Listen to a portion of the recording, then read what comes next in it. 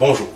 Aujourd'hui, j'ai la chance d'être avec un bon ami à moi, Joe l'Indigo, une personne qui a décidé de prendre un chemin assez ardu et il est là aujourd'hui pour pouvoir nous expliquer un peu sa démarche.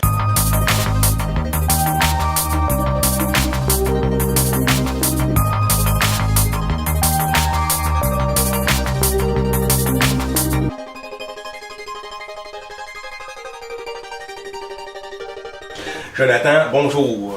Salut, ça va bien? Ça va très bien, merci. Yes. Écoute, merci beaucoup de m'avoir reçu. Un plaisir. Écoute, Jonathan, je sais que tu as beaucoup d'auditeurs qui te suivent sur Internet parce que tu es une personne quand même qui informe beaucoup les gens concernant la crise sanitaire qu'on vit actuellement. En fait, l'aspect plus juridique, si je peux me permettre.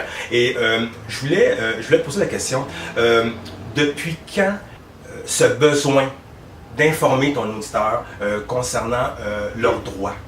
Ben, ça a commencé dans le fond quand que la crise sanitaire, surtout à propos de la rentrée scolaire.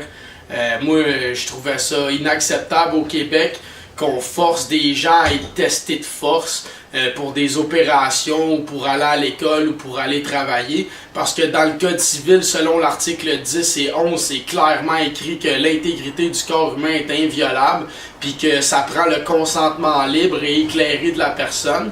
Puis quand on combine ça aussi avec l'article 39 de la loi de la santé qui dit que normalement le gouvernement aurait dû faire une enquête publique, donc en théorie ordonner un recensement dans tous les foyers pour être capable d'identifier les souches malades directement à la source en moins d'une semaine avec un recensement, c'est la loi et c'est même dans la loi de la santé publique. Puis ça aurait permis d'isoler les enfants et les parents contaminés immédiatement, puis sans avoir à violer l'intégrité de la personne avec des PCR tests, comme on sait, qui rentrent un coton-tige à peu près ça de long pour aller gratter la barrière hémato-encéphalite. Donc c'est ce qui m'a déclenché ça. Au début, mon combat, c'était beaucoup pour les enfants, les parents, puis d'essayer de montrer aux gens que vous avez le droit de dire non. Ok, super, ça c'est vraiment important.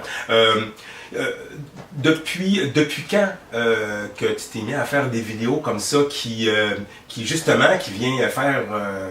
un peu réveiller les gens sur leurs droits, et même moi-même, ça m'a donné le goût de me télécharger tous mes droits de ma personne. Ben, c'est parce que là, en ce moment, moi, je suis un Québécois, j'ai 33 ans, puis j'aurais jamais pensé voir ça d'un gouvernement au Québec. D'instaurer la peur puis la dictature comme ça par les médias, par de fausses déclarations, littéralement de fausses statistiques aussi, parce que rappelez-vous au début, on parlait d'une vague, mais c'était une vague de morts, de décès, de centaines de morts par jour. Maintenant, on parle de cas. Mais un cas, c'est pas un mort. Et 99% des cas guérissent seuls, sans vaccin ou médicament spécial. Donc encore là, ça m'a mis la puce à l'oreille pour essayer de dénoncer la vérité, pour que les gens se lèvent. Puis c'est pour ça que je criais, que je demandais Easter dans l'article 3.1 des ordres professionnels, pour que des gens se lèvent puis nous défendent. Et voilà, et voilà. Je voulais te parler d'un incident qui m'est arrivé. J'ai fait une manifestation à Laval, on était environ 8. Et écoute, c'était une manifestation déclarée, puis il y était plus de policiers que nous on était. J'ai eu droit à un beau ticket, je l'ai même amené ici, je voulais te montrer le ticket. Alors j'ai eu droit à un beau ticket ici de quand même 1500 $, comme que tu peux voir. Alors bon... C'est sûr que j'ai pris le ticket, j'ai été très respectueux avec les agents de la paix, je peux me permettre de les appeler ainsi. Maintenant, moi je le conteste, c'est sûr et certain que je le conteste, mais j'étais content de venir te voir aujourd'hui parce que je voulais avoir un peu ton commentaire là-dessus. Ben, premièrement, le ticket en tant que tel, il est légal dans le sens que c'est un décret, mais il est inconstitutionnel. Donc, si vous contestez le ticket, automatiquement, il y a plusieurs façons. Ça peut être la religion, ça peut être le stress, ça peut être des migraines, ça peut être de l'anxiété, ça peut être un paquet de choses comme ça. Ensuite de ça, il y a eux-mêmes ici, regardez, parce que moi j'ai contesté un ticket. Puis dans le ticket ici, c'est écrit « Le fardeau de la preuve repose sur la poursuite à qui il appartient de faire la preuve hors de tout doute raisonnable que vous avez commis l'infraction reprochée. » Ce qui veut dire que comment est-ce que ils vont être capables de prouver hors de tout doute raisonnable que ça rentre pas dans vos idéologies, dans vos croyances, que vous n'aviez pas de migraine, de maux de tête, de stress, d'anxiété. Comment ils vont faire pour prouver ça? Et ensuite, vous prendrez le document que vous allez recevoir pour votre constat, que vous contestez, vous allez recevoir un document en bonne et due forme. Vous remarquerez au point 3 ici, le port d'un masque est fortement recommandé, sauf pendant votre audition, parce que ça vient avec la loi d'avisage découvert, service découvert. Donc pourquoi pendant votre audition, vous n'avez pas à mettre de masque du tout et qui n'est même pas recommandé? Puisque la loi des services publics exige un visage découvert. Donc encore là, on rentre en contradiction. Et vous avez aussi l'article 1.3 de l'Institut de la santé du Québec qui dit qu'en milieu communautaire, le masque, il n'y a aucune étude sérieuse ou quantitative pour dire qu'il y a réellement une différence. Donc encore là, il s'appuie sur quoi pour vous donner un constat? Ça marche pas. Puis selon les droits de l'article 32 de la Charte des droits et libertés du Québec, qui est habeas corpus, puis c'est pas un avocat, parce que l'avocat, c'est l'article 34 de la Charte des droits et libertés, où qu'on stipule le mot avocat ou représentant. Mais l'article 32, c'est habeas corpus, qui, elle, est directement reliée au common law, intégré dans la Charte des droits et libertés du Québec.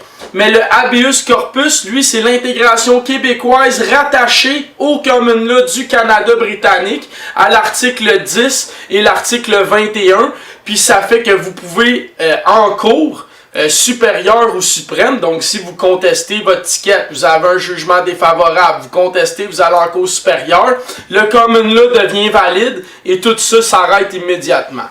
Donc voilà plusieurs méthodes de comment annuler ou contester un ticket pour le non-port du masque.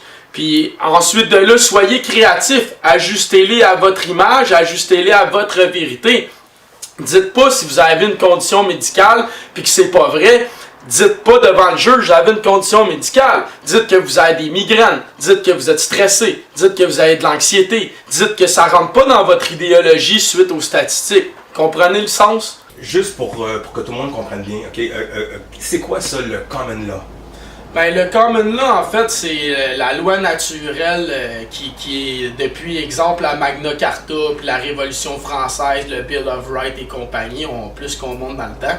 C'est que c'est relié, dans le fond, au droit naturel de l'être humain sur Terre. Puisque l'être humain, moi, Jonathan Normand Vladimir, sur ma preuve vivante, ben, je suis l'être naturel sur Terre. Tandis que ma personnalité juridique, donc mon acte de naissance et non ma preuve vivante, lui donne la personnalité juridique qui est l'équivalent d'un vassal, d'un navire, donc un bateau en mer, si je peux dire.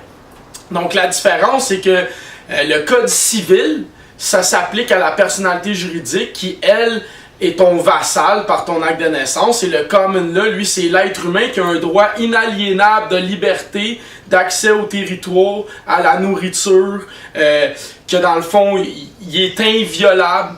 Il a droit d'être en dehors de toute institution ou de tout accord de gré à gré. Puis il a le droit lui-même de décider de son économie, de son lien social et culturel et de disposer lui-même de son territoire, de sa demeure qui, comme on le dit, est inviolable. Mais ma première demeure, c'est mon COR, corps. Avant 1050, COR était relié à cœur, âme et volonté. Avant 1050. Ensuite, c'est devenu autre chose, comme le cachère, exemple.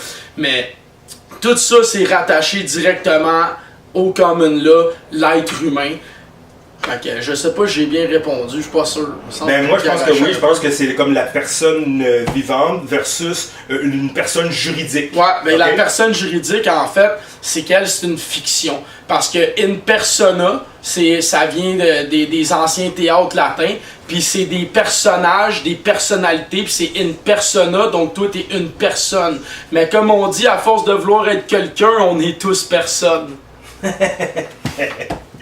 Hey, je voulais dire, Joe, suite à tes vidéos, moi, écoute, j'ai vraiment eu envie de m'informer sur les chartes des droits et libertés. Mais là, j'ai vu qu'il y a les chartes des droits et libertés québécois, il y a les chartes des droits et libertés canadiennes.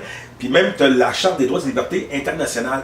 Est-ce qu'il y a comme une charte qui prévaut sur l'autre? Ben, en fait, la Charte du Québec prévaut au Québec puisque nous sommes au Québec. Mais il y a la Charte du Québec, le Code civil du Québec, qui, eux, sont les outils du Québécois. Parce que la Charte, elle, c'est un droit. Et toutes les lois ne peuvent pas dépasser votre droit de la personne qui est garanti par la Charte. Ensuite, la Charte, elle vient se combiner parce que c'est l'être humain. Donc, l'être humain au Québec se nomme individu. Donc, souvent, les policiers, quand ils parlent au CB, vont dire « je suis avec un individu ». Jusqu'à temps qu'ils vous identifient, là, vous devenez une personne. Vous comprenez? Donc là, un coup que vous êtes avec la Charte et le Code civil, là, vous tombez dans le Code pénal, donc canadien. Donc là, la common law s'applique. Mais le common law va s'appliquer au Code pénal. Donc vous devez combiner la Charte, le Code civil et le Code pénal canadien pour arriver devant l'instance québécoise, qui est la cour, on va dire la cour de base, hein, qui est au Québec. Là, vous devez réussir à vous défendre simplement avec la Charte et le Code civil, puisque vous êtes au Québec. Mais si vous contestez la décision ou vous demandez à faire appel dans un tribunal supérieur, là, automatiquement, ça va être la Charte canadienne qui va prévaloir avec simplement le Code criminel, puis tout ce qui est québécois dans le tribunal supérieur ou en Cour suprême n'a plus sa place. Donc, il faut savoir comprendre la différence que quand vous êtes en la cour de base, exemple de Saint-Hyacinthe, de Sorel, c'est pas une cour supérieure ou une cour civile ou municipale, c'est vraiment le Code civil et la Charte des droits et libertés québécoises. Et la minute que vous dépassez le palier pour aller dans supérieur ou suprême, là, c'est tout ce qui est canadien. Mais, la passe, c'est que le Code criminel, lui, il est valide au Québec. Donc, il faut comprendre que le Code criminel s'applique by the way, all the way, partout dans le Canada, même au Québec, mais que nous, au Québec, pour se défendre du Code criminel canadien, il faut utiliser la loi québécoise. Puis c'est là qu'ils pognent le monde. Comprenez l'astuce? On mélange 2-3 sortes de lois, puis là, le monde, ils savent plus trop quel pied danser, comme on dit. D'où vient le pouvoir du gouvernement dans l'urgence sanitaire? Ben, en fait, le gouvernement, il tire son pouvoir de l'article 118 de la loi de la santé, qui, elle, est très claire, donne des pouvoirs reliés rattachés à l'article 123 et ses différents alinéas. Donc, je vous invite réellement à aller consulter ces articles vous-même pour en prendre connaissance et les noter ici.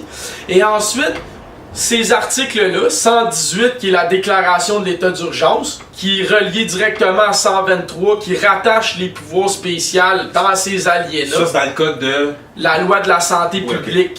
Okay. Ouais, dans le code de la santé publique. Le LSP. Okay. Loi santé publique. LSP. Okay. Bon. Puis ça, dans le fond, c'est rattaché directement ensuite avec la réglementation, qui est dans l'article 136 et 137. Okay. Et eux sont immédiatement rattachés à la section pénale, donc de l'article 138 à 142.